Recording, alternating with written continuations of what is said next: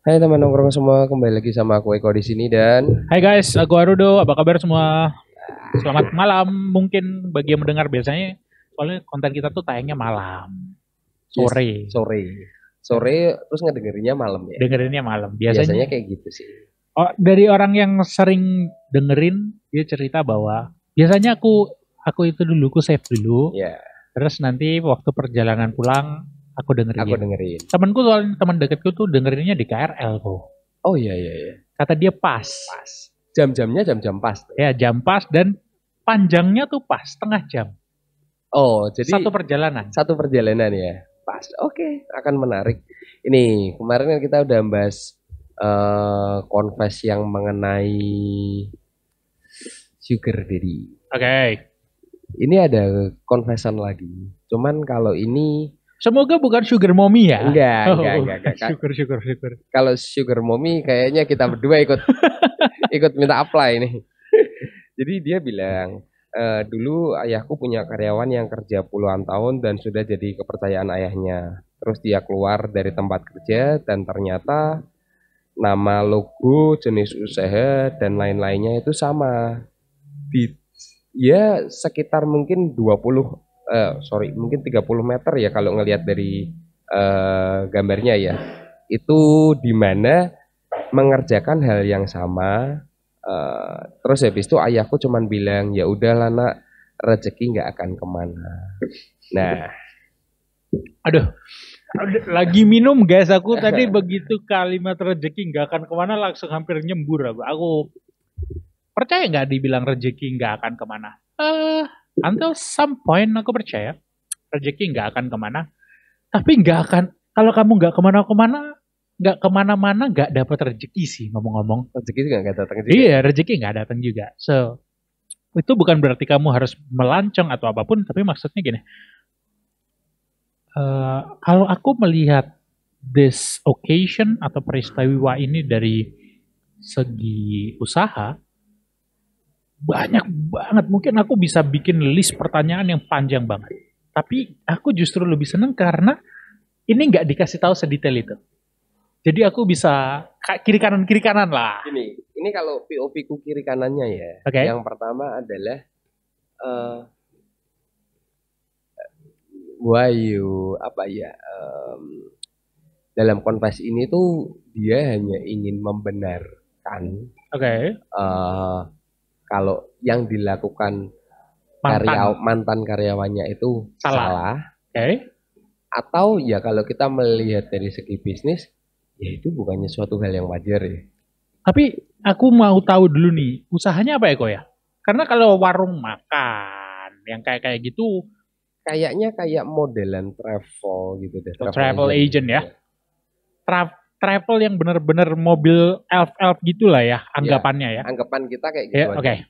Kalau aku ngelihatnya sebuah karyawan, seorang karyawan yang sudah bekerja selama 20 tahun, Hmm, kalau dia memiliki ambisi di hidupnya, hmm. dia memang at some point dia akan resign dan membuka sendiri. Oh iya. Ya, itu yang baik menurutku. Hmm. Dan menurutku sebagai bos atau sebagai atasan yang baik juga, you have to set them free. Karena nggak bisa dia ikut kamu selamanya. Hmm. Tapi yang lucunya adalah hal yang seperti ini biasanya karyawan atau mantan karyawan tuh nggak akan mau langsung fight ke bosnya kalau tidak ada bad blood biasanya. Kalau nggak ada bad blood. Ya, kalau tidak ada hubungan yang buruk, biasanya dia akan, ya sudah, aku toh kemungkinan besar belajar banyak hal dari bosku. Kalaupun aku akan buka hal serupa, aku tidak langsung menjadi kompetitor utama dia. Bisa dengan cara tidak berseberangan, lokasinya secara fisik, Ya. atau bisa juga dengan tidak memakan market yang benar-benar serupa 100%. Itu kalau tidak ada bad blood. The fact bahwa orang ini sudah bekerja selama 20 tahun, resign, dan tiba-tiba membuka 30 meter dari tempat orang tua, itu harusnya menjadi pertanyaan juga. Ada apa ya sama mereka berdua? is my father not appreciating him or her enough sampai dia harus melakukan ini? Oh. Terus kalau kamu jadi papahnya dia, Ya. apa yang ada di kepalamu? Menurutku ya, kalau aku yang dijadi papahnya dia, aku sebetulnya bahkan sudah tahu intensi dia membuka di situ apa. Karena aku pasti sadar, oh, perlakuanku selama ini kurang apresiatif ke dia. Ini adalah bentuk balas dendam dia padaku. Mungkin. Mungkin itu hanya salah satu apa skenario. Ya, bisa jadi juga selama ini si pegawai punya ide yang menurut dia brilian, tapi nggak dieksekusi. nggak bahkan mau didengerin. Mending kalau nggak cuma dieksekusi, cuma baru bos gini, apaan sih ide kamu jelek? Nah, itu yang nimbulin bahwa oh iya ideku jelek. Ingat ya nanti saat aku udah bikin sendiri kita Aku lihat buktiin. bahwa ideku tuh bukan ide yang jelek. Nah itu juga kemungkinan. Kalau dari segi bisnis perspektif, kalau the demand is that high untuk pertravelan di daerah tersebut, aku nggak akan merasa tersaingi sih. Ya oke, pasti persaingan ada. Tapi aku akan selalu bilang bahwa oke, berarti kalau kita jarak sudah 30 meter, kita adu di servis. Iya dong. Ya dong, kita adu aja di servis. Kita adu di promo, kita adu di pelayanan, kita adu di ketepatan waktu dan everything. Ya. Tapi kalau pie-nya atau kue yang diperebutkannya sekecil itu, berarti ini bunuh-bunuhan. Nggak mungkin lah orang mau bunuh-bunuhan kalau setelah kerja 20 tahun tanpa ada bad blood. Menurutku tuh kecil lah, very very thin lah kemungkinan, very slim lah kemungkinannya itu terjadi. So kalau aku sih ngelihat perkonfesan ini, ya know your father better dulu lah. Takutnya he's a good dad but a bad leader or a bad boss, we never know. Ya. Karena hal seperti itu juga banyak juga. Ya. Sekarang case-nya kalau dibikin, let's say kamu punya staff yang itu sudah bekerja, let's say 10-15 tahun. Oke. Apa yang akan kamu lakukan? Aku bahkan langsung nawarin dia kok. Kalau udah 10-15 tahun aku justru punya staff yang udah di atas 5 tahun aja tuh udah deg-degan. Deg-degannya tuh gini, aku nggak bisa bikinin kamu career path. Iya. Tapi aku punya keinginan atau punya beban moral untuk memajukanmu lebih dari ini. Karena aku nggak mau orang yang ikut aku cuma gitu-gitu aja. Ya. Kita berada di titik yang sama buat kayak gini ya. Oke, terus? Yang aku mau adalah aku langsung bilang ke dia, how about this? Kamu nggak punya modal kan buat bikin yang kayak gini?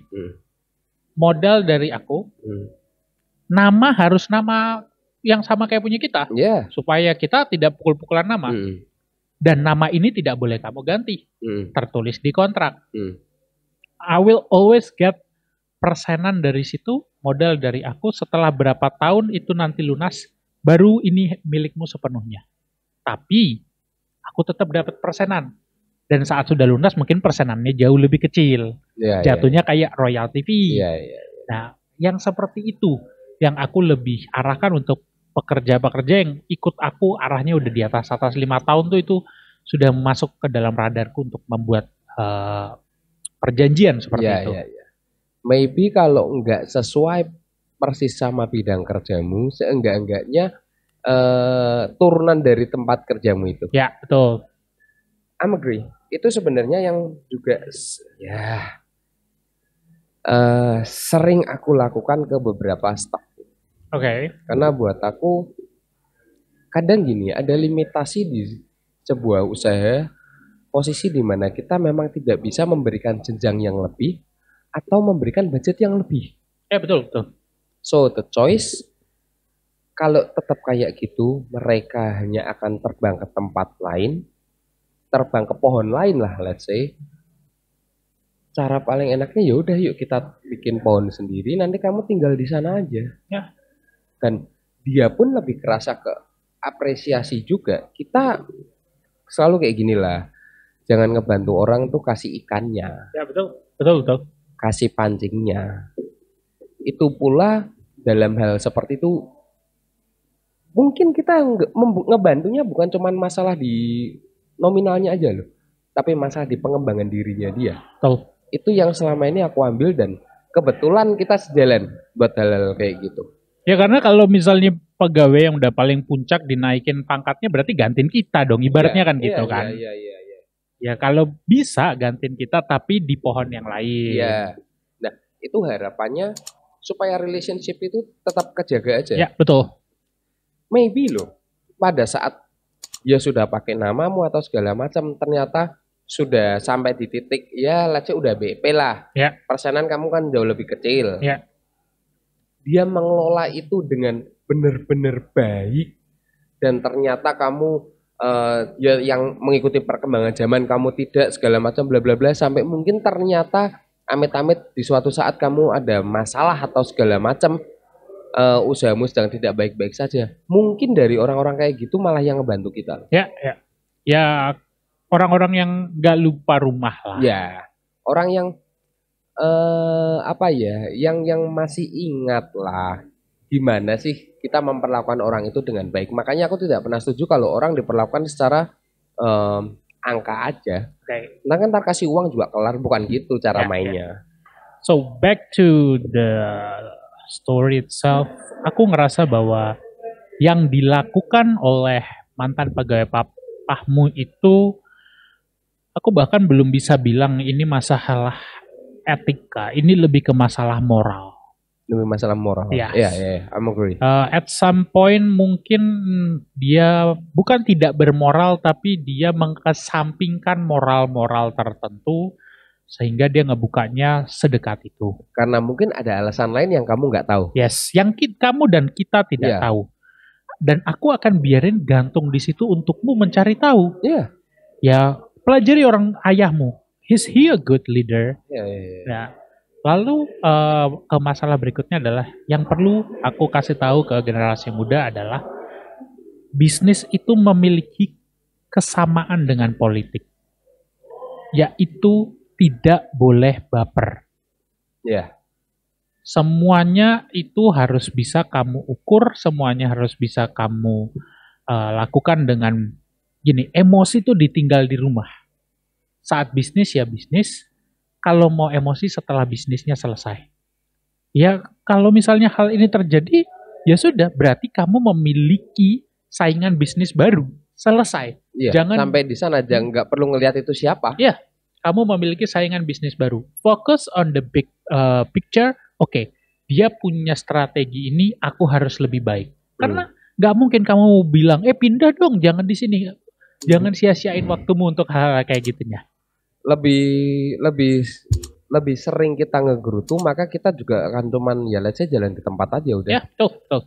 Ya, mungkin itu yang bisa apa ya kita obrolin dari cerita yang ada, karena menurut kita itu sedikit unik karena akan memberikan perspektif yang berbeda-beda. Ya, tapi semoga perspektif kita untuk mencari lebih tahu tentang ayahnya itu dilakukan. Ya. Karena kamu bisa belajar banyak dari sana. Kan dia juga nggak nanya aku harus gimana. Dia cuma cerita aja. Ya. Oke, kalau menurut pendengar, kalau kasusnya persis kayak gini, kalian gimana? Kalau kami sih lebih bakal fokus on the bigger picture ya. Ya udahlah, ada saingan bisnis ya udah. Perbaikan servis kita aja. Perbaikan aja. Kalau kalian gimana? Apakah kalian langsung buka ruang diskusi buat pindah atau gimana? Ya nggak apa-apa. Kami nggak akan nyalain juga. Itu hak kalian. So tulis aja kalau kalian bakal gimana. This is gonna be our last episode untuk episode lepas kangennya. Mulai minggu depan kita bakal masuk ke season 2. Wow. Tungguin aja season 2-nya. Hopefully kita bisa ketemu lagi di waktu yang berikutnya. Iya. Kalau mungkin teman-teman mendengar, teman-teman nongkrong ada yang mungkin memang mau confess atau segala macam, bisa kirim confess-nya ke IG kita di Keren Kreatif Media atau mungkin tulis di komen di bawah kayak yang tadi udah Rudo katakan. Oke, mungkin kayak gitu. Ini udah terlalu panjang juga. Aku Eko cabut. Aku Ardo cabut. Thank you guys. Bye. Bye.